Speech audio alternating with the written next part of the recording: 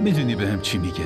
میگه مهندس واقعا تخصص این کارو داره. واقعا آدم جالبیه. آره دیگه همینو گفت. چی شده شکفته؟ تو از اومدن ما به خونت خوشحال نشدی؟ انگار خیلی گرفته. خب راستش مامان 2-3 روزه حالش خوب نیست، برای همین اینجوریه. راستی تو الکی اینقدر به زحمت افتادی. من که این چیزا رو نمیخورم. این چیزا برای عرفانم خیلی خوب نیست. تو که میدونی تو خونمون همه غذاهامونو باید رژیمی درست کنیم.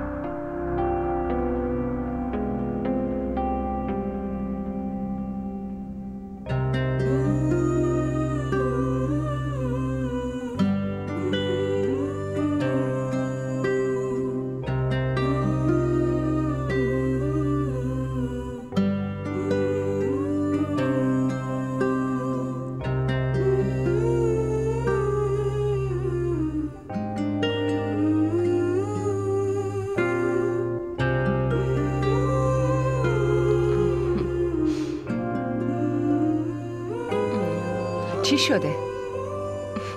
میخوای همینجوری وایستی منو نگاه کنی یا حرفم میزنی؟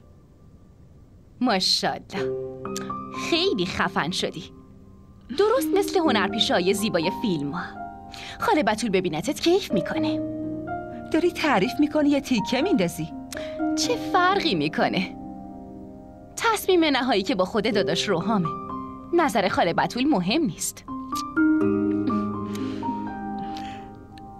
باشه دیگه بریم، اینقدر حرف نزن. آره بریم. گوشوارم چطوره؟ عالی شدی آبجی، خیلی زیبا شده. علنگو هم بهش میاد؟ آره کاملا بهش میاد. راستی یه چیزی بگو. استرس داری؟ کتک میخوای؟ باشه بابا بریم، همه منتظرم. آره بریم.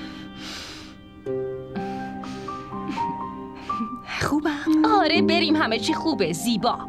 تو امروز حتما از دستم کتک باشه بریم. خیلی حرف میزنی. شالتو درست کن وگرنه عمو و خاله ناراحت میشن. زود باش. مگه شالم چه مشکلی داره؟ داداش عرفان و ابرار دوستای قدیمی همن. حداقل اونقدری در موردتون میدونم. بدون نگرانی غذاتونو بخورین. دنیا شاید عوض شده باشه، اما هنوزم تو خونه من همه چیز به دستور من درست و به دستور من داره تغییر میکنه. الان وقت زندگی کردن بچه هاست. از ما که دیگه گذشته. راستش شکفته من از این طرز فکری که داری واقعا همیشه متأثر میشم.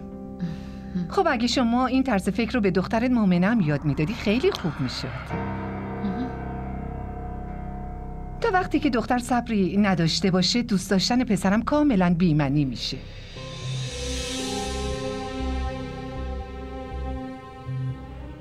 خیلی خوب، به هر حال هر چی میشد دیگه الان شده. مطمئن باشید اگه روحام یه دختر از تو خیابونم میآورد ما به خاطر خوشحالیش راضی میشدیم. ببین زن داداش، ما اصلا تو تربیت بچه هامون هیچی کم نذاشتیم.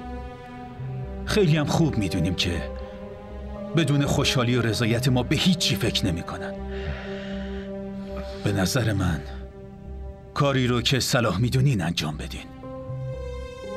چت شده بتول؟ ببین ابرار، بتول منظور بدی نداشته. تا عرفان تو خیلی خوب میدونی من دخترامو هیچ وقت سربار خودم ندونستم. من اگه بهشون آزادی دادم بهشون اعتمادم دارم، بهشون باور دارم. من به دخترم افتخار میکنم. اون هیچ وقت کاری نمیکنه که به خاطرش سرم از شرم خم بشه.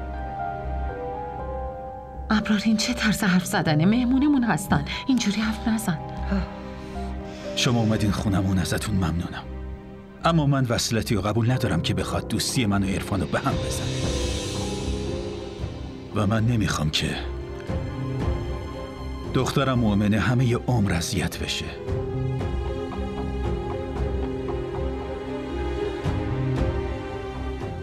فکر کنم این مسئله رو همینجا تمومش کنیم بهتره. ابرار